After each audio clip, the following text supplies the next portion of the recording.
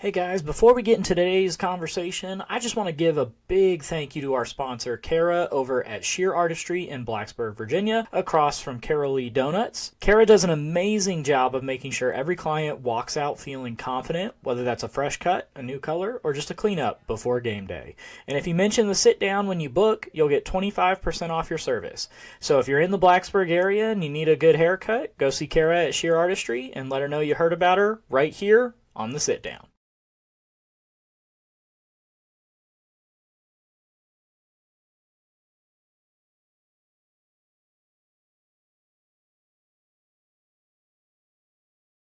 For Virginia Tech, and is the play-by-play guy for Virginia Tech men's basketball. So, Zack, welcome into the show. It's an absolute delight to have you on, man. Yeah, Joey, no problem. I appreciate you having me on. So, first and foremost, Virginia Tech basketball kind of on both sides of both men and women, but the men kind of up and down like a roller coaster this year. How's it been covering the team? Yeah, it's tough. It's tough whenever you feel like kind of every game is one that is must win down the stretch. It'd be nice to be in a position where you feel like, you've got a little bit of headway maybe and not have to be so worrisome about every game and you got to win this one, got to win that one. So it is a little bit worrisome from that perspective. I guess it makes it fun because every single game matters. And it's always fun, though, when we get to this time of the year because it's ACC play. It's harder to get all fired up and ready to go when Maryland Eastern Shore is coming to town on a Tuesday night than when Duke's here on a Saturday and the place is sold out. So it is fun when we're at ACC season, but as has been the case, it feels like since I've got here at Virginia Tech, we're at this point of the season and there's a lot of must wins sitting in front of the Hokies if they want to be in the NCAA tournament.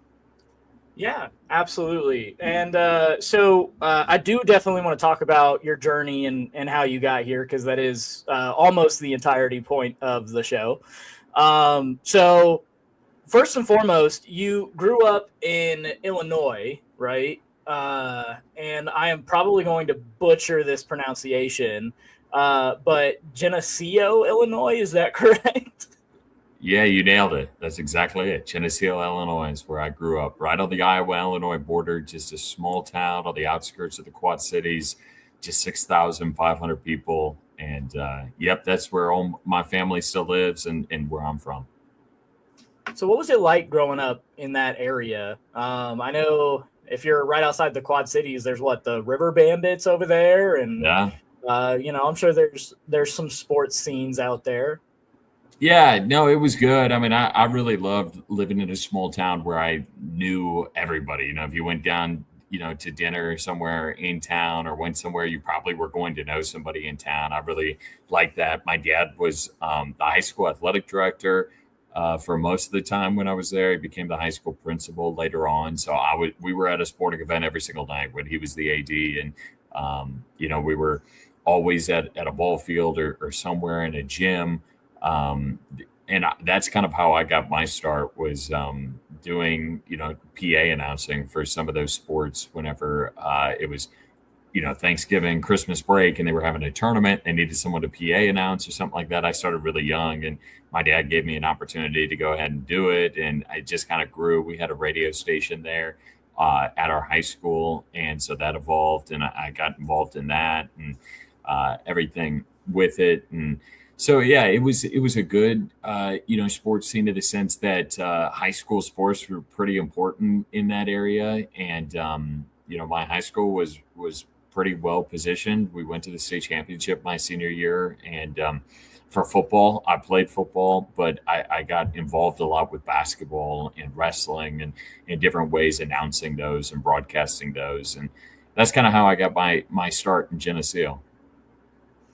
So you said that you called a lot of games. Is that, how important was that early on to get that many reps? Because everybody that I talk to in the like sports realm in terms of like broadcasting and whatnot, like, Joel Silverberg for the Knoxville Ice Bears and, Mitch over for the Dogs up in Roanoke, like every single one of them is like, reps, reps, reps. Like, obviously you're still relatively young and, all things considered, in terms of the sports world, like how important was that? Yeah, it was critical. I mean, it's one of those things that you're not going to be able to get better or know how to improve until you do it. You just kind of got to be put in those situations and know how you're going to interact and with teams and coaches on a personal level, and then on the air, how you're going to be, in terms of describing and just all the nuances that come with television and with radio on either side. I got a lot of those reps young, and that's what set me up. Then I went to the University of Iowa for my undergrad. And when I came in as a freshman, I already had more experience than just about any single freshman because of the reps that I did when I was in high school. Streaming was just starting to kind of be a thing when I was in high school and in 2012, 2013. So we were kind of at the forefront of trying to do it. We didn't have all the technical aspects down. There wasn't as many options out there, but we were trying to stream basketball games on the road and different things like that. So I was always traveling. My dad was going to be there. So my friends were going with, so we throw on headsets and go ahead and do it. But that's critical. I think, the more reps you could do in the end, it's going to end up helping you. And that's what, when I went to Iowa, set me ahead of some of the other students there, was just that experience. So like random ADHD side note, what were you guys using? Like YouTube to like stream the games on? It was NFHS Network at the time that we were going through. So it was a streaming software where people had to pay a subscription fee, whatever, to NFHS Network, but then they would provide a lot of the streaming components to it and that. But it seemed like the problem was a lot of the internets at these gyms. Internet, I feel like it's really evolved, obviously, in the last 13 years. All these schools locked down their internet because they thought everyone was going to hack in there or something, and you could never get the password from the right person to get Wi-Fi. So you would travel with a Verizon Wi-Fi pack, and it wouldn't work in all the gyms and all the places. So it was always kind of a pain to make sure that the internet was going to work and that it actually got on the air. So tell me about Iowa. Like, obviously you go to Iowa, you go to their sports program. There's lots of other sports programs in the area, but now I won't say in the area, but I meant like college wise. There's not a lot of sports broadcasting programs. You choose Iowa. Is that just because you wanted to stay close to home? Well, the real thing that I thought about Iowa was that I would have the opportunity to be able to get on air right away, was a key component to me. You could go to places like Western Illinois has a broadcasting school in my area. Ball State is up and coming broadcasting. Missouri, I applied there. They have a great, journalism program. The thing that stood out to me with Iowa was that you were going to get Big Ten sports, but yet there wasn't a huge program, so there wasn't a long line of people trying to get in the door. I mean, I walked in as a freshman. I got an opportunity right away to get on the air. I did Big Ten Student U soccer, women's soccer. I didn't know a lot about soccer, but I got on the air, and it worked out well. It went good, and it went good enough on one of the first broadcasts that I got an email from the external AD that they needed someone to fill in for baseball in the fall, in the spring, in about February. So would I be willing to do that? And I was like, yeah, totally. So that's what kind of got me my foot in the door with the Learfield folks and doing baseball some. So it was just getting on air right away and an opportunity to do it that was really enticing and made my decision to go to Iowa easy. So at some point in this transition, it had to go from, like, hey, I'm trying this out because my dad, kind of wants me to do this, into like, hey, wait a minute, I can like make a career out of this. Yeah, for sure. And, I think I made that decision when I was about a senior in high school. I saw and I said, okay, people are making money doing this. This is something that I would like to pursue. Now, once I got into college and I got even more into it, I think I realized how competitive it is. and how difficult it is for people to see full-time work and be able to get in opportunities where, they can they can live comfortably with the full-time work of it. And I kind of told myself, two of my roommates were going into dentistry. One of them was going into accounting. And I kind of said, okay, I'm going to give myself out of college 4 years to try to figure it out and get myself in a position, because yes, I always wanted to be in broadcasting and I always wanted to do that. But yet there's some really good people in broadcasting that are still not, with full-time work, still got out of the industry. Sometimes, it's not even the best people that rise to the top. It's the people who outlast everybody and who are still in there. So, I knew it was going to be difficult going that route. I knew I was going to have to move and, pick up and go places I've never been. I went out to Montana and spent 3 years there. I've been in Blacksburg, Virginia now for 4 years. Never knew that, I was going to end up at Virginia Tech, but the opportunity arose and I jumped at it. So I think it's a really rewarding career field, but it's one that is highly, highly competitive and can be very, very difficult at times to get your foot in the door and get yourself in position to get there. But like I said, it's so rewarding and can be really fun. So you brought up Montana, and I did want to talk about this because me and you live on opposite sides of this Montana spectrum. As when I lived there, I was there when the Grizzlies were like really good. You obviously got to call a Bobcats, FCS championship. So tell me about how Montana came about. How'd you get there? How'd you like it? So on and so forth. Yeah, so when I was I was talking about freshman and sophomore year of college. The guy who did women's basketball and baseball at Iowa did both of them, and so they crossed over at the same time. And they needed someone to fill in for the early part of the baseball season, and so I did that. And Iowa went on to the Sweet 16. They've had great success, obviously, now with Caitlin Clark and everything in women's basketball. And so I was doing a lot of the baseball games. And the guy who was doing it, he left and went to Toledo to do their football and men's basketball. And in that situation, I took over full-time baseball. And that was a Learfield property. They owned the broadcasting rights, and I did baseball for them. Iowa went on to win the Big Ten championship my senior year and had great success into the NCAA tournament. And that kind of spearheaded then an opportunity with Montana State. They had an opportunity for football and men's basketball out in Bozeman, Montana. I saw it come about. I had no idea where Bozeman, Montana was. I had no idea a single thing about Montana State. I mean, nothing about Montana State when I applied for that job. And I did my research and, looked around. The thing is that, there are not very many Division I football and men's basketball jobs in the country. There are probably 200 of them that, have a Learfield or somebody, a Playfly or somebody as their multimedia rights.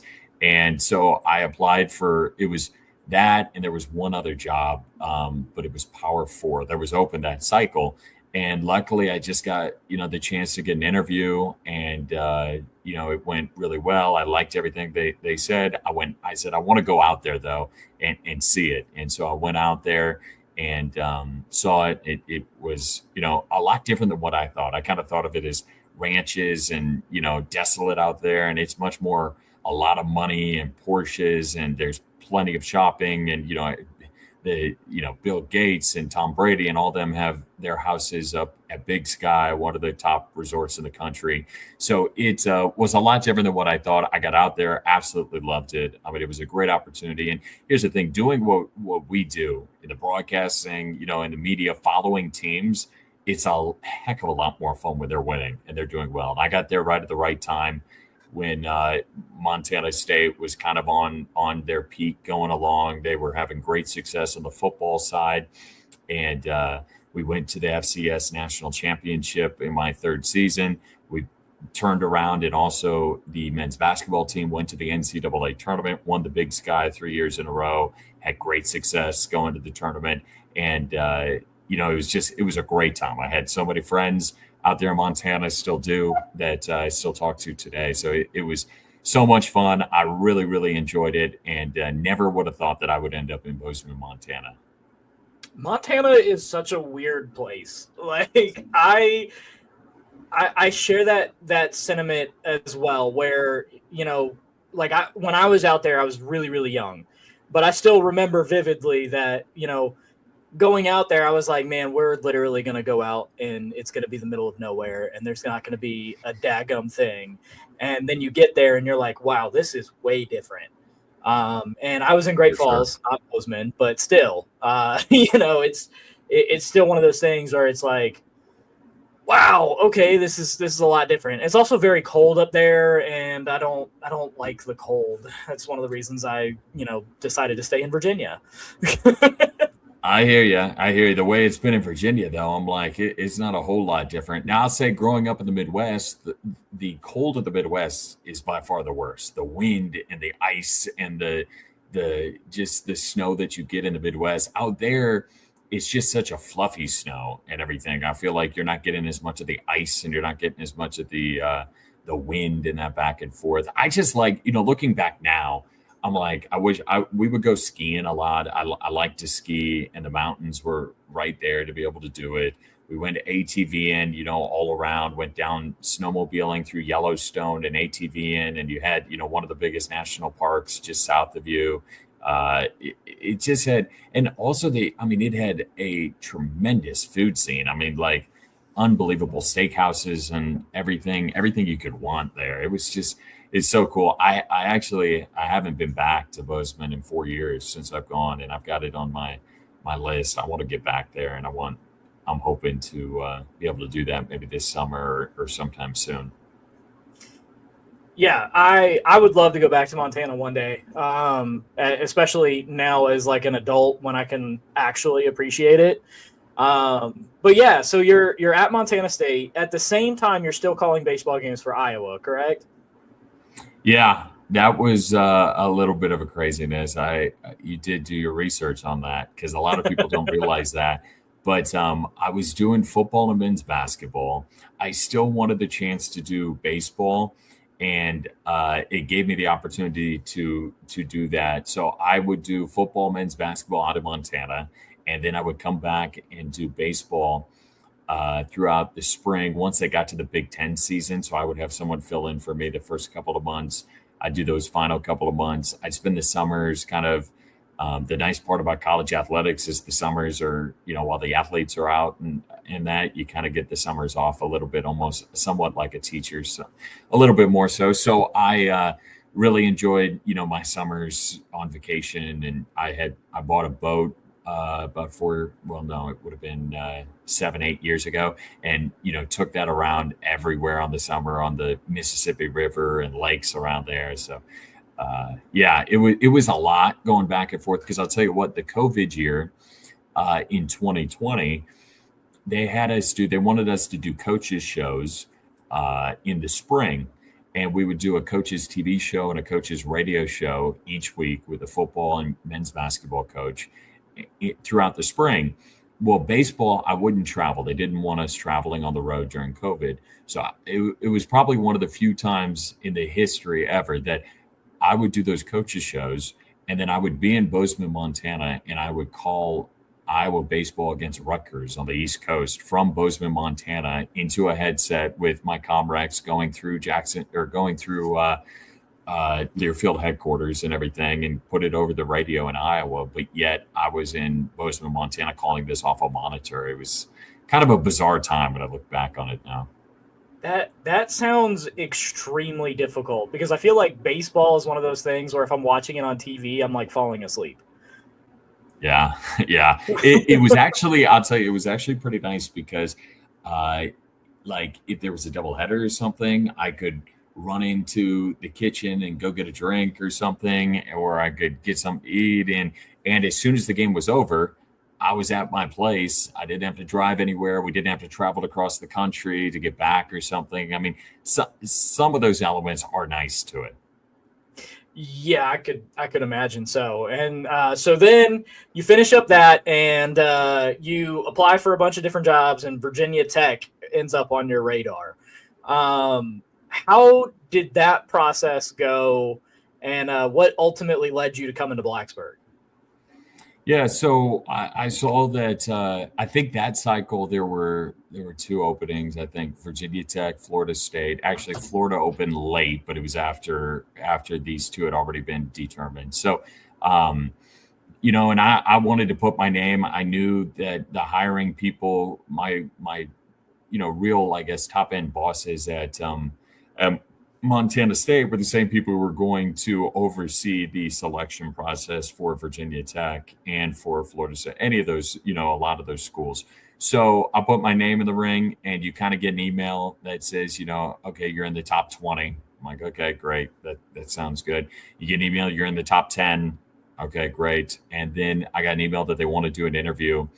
And so I did a interview from Bozeman, Montana. I believe there were 7 of us that interviewed for the job ultimately, and I knew these are very competitive and they're very niche. The schools and the universities a lot of times like alums. They like situations where someone they know, they have familiarity with. So I didn't go in with too high of expectations, but went through the interview, and it was 7 or 8 people within athletics, within the property, asking questions, going back and forth. And, I thought it went well. I did. I thought I had, I was prepared, kind of knew what they were going to, going to do and ask because of my interview with Montana State, different areas like that. So then I didn't hear anything for a week. And I kind of thought, okay, I haven't heard anything for a week. Most likely they've made their decision. They're going another way. And then I got a call that they want me to come on campus.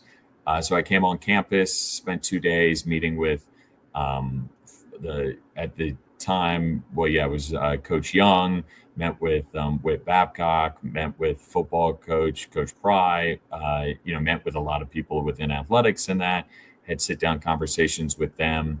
And then they offered me the job the second day. And I went ahead and accepted it. Just, such a cool opportunity to Bill Roth was on the hiring committee along the way too. I knew that this is a very unique situation because I have the full-time role as director of broadcasting within athletics, but yet Bill is the football voice. And so I'm doing the coaches shows each week, and I'm doing the full-time work of, radio affiliates and contracts and different things like that. But yet I'm not doing football play-by-play. So it's a little bit of a unique situation here, but it's such a cool opportunity to be able to, learn from a guy like Bill who's done it forever. And, the same thing with Mike Burnup. It's unique where Mike and I, do the pregame for football and travel all around for football. And then we also do basketball. So I get that same person around the whole time and, do the coaches shows together. We do each week. So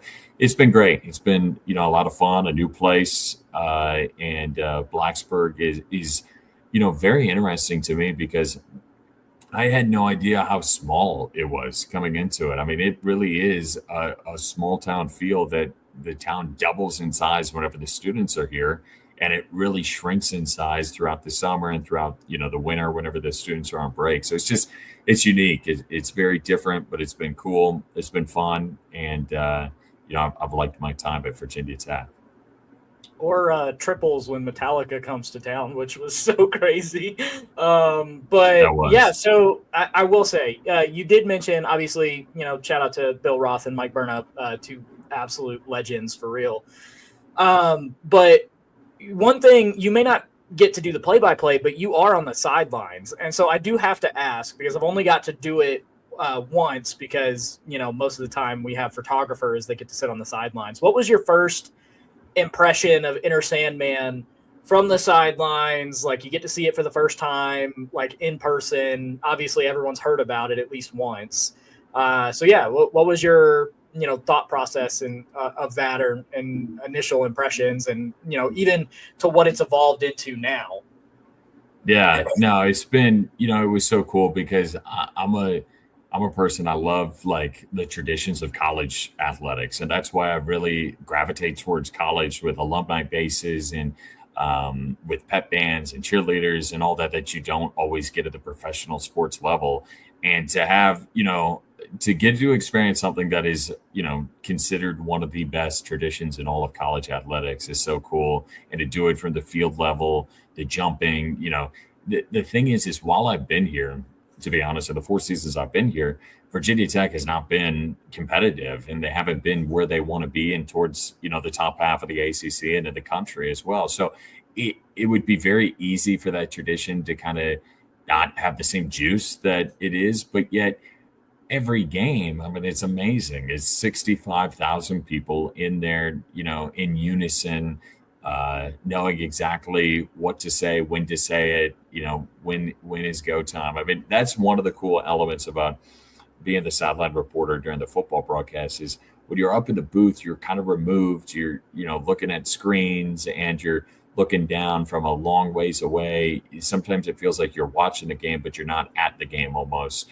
And being down to the sidelines, you're right in the mix of it. You hear everything the coaches say, everything that's kind of going on. So that's been cool to kind of get a firsthand view of that, and to go to the different venues throughout the ACC and see what they all have to offer and what they've got. It's been really neat. But yeah, nothing beats Enter Sandman and just the roar of the crowd and what everyone puts into a football game day here in Blacksburg. So before we kind of get into the to the lightning round here as we start to finish up, I do want to start asking a question, especially this season. So I'm going to start with you, since you're my first guest this go round.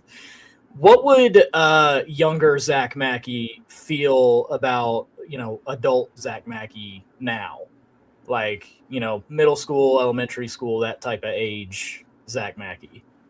Yeah, I would say that, middle school, even young high school Zack was somebody who, kind of had a desire to be around sports and hoped to have a career where, maybe they could align somewhere. And so to be in a position where, I get to go to all these arenas in the ACC and get to spend time around Power 4 college basketball players and coaches and training facilities.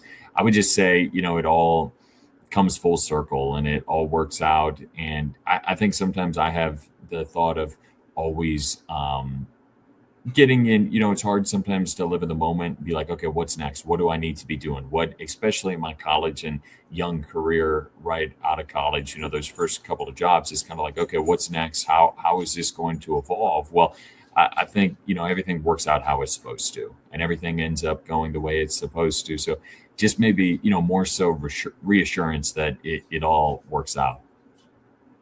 Awesome. I love that. I'm not. It's not lost on me the position that I get to even be in, and getting to do the things that I get to do. So I figured I'm going to start asking that question this season and see what answers pop out of it. All right, you ready for a lightning round? I'm gonna just give you. I'm gonna give you a question. Just first thing that comes to your mind. Okay. All right, sounds good. All right. So, what has been your favorite stadium that you've ever gotten to call a game in?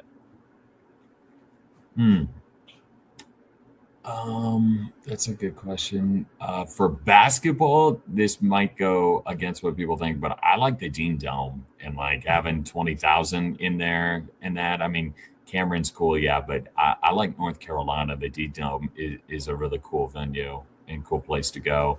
On the football side, I'm excited about going to Clemson this upcoming year. Haven't been there yet. That's one of the few places I haven't been, but I really enjoyed actually down in Atlanta to start the year this year. The Falcons have a gorgeous stadium. I think that one is one of the top ones in the country. Yeah, random side ADHD note. I ate so much food in Atlanta. It was insane. They just kept bringing ice cream. Food. Oh my gosh, yes. They just kept bringing food. I was like, y'all, like, this is a fat man's dream right now. All right. Yeah. If you could have a walk-up song for your broadcasts, what would it be? Oh, let's see. Well, I'm a country guy, so maybe like Should Have Been a Cowboy by Toby Keith or something. I love that. Are you a morning person or a night owl? I will say this. I've turned into more of a morning person because my wife is a morning person, but I'm definitely probably more of a night person. I feel like in my family it's the opposite for sure. My wife is the night owl and I am the morning person. All right, Mm. to round things out, if you were not in sports broadcasting, if this was not your job, what would you want your job to be? I kind of thought I wanted to be a weatherman for a little bit. I thought it'd be cool to do the weather on TV and do some of that. I think there's a lot more science that goes into it than I ever anticipated. Iowa didn't have a weather program to be able to go into, so I always thought maybe I'd go be a weather guy. That's awesome. I could not do that either. Yeah, you're right. There's way too much science and stuff that goes into that. Yeah. All right. Well, thank you so much, Zach. I really appreciate it. Thanks for opening up the season with me. It's going to be fun this year, and I'm really, really happy that I was able to get you on.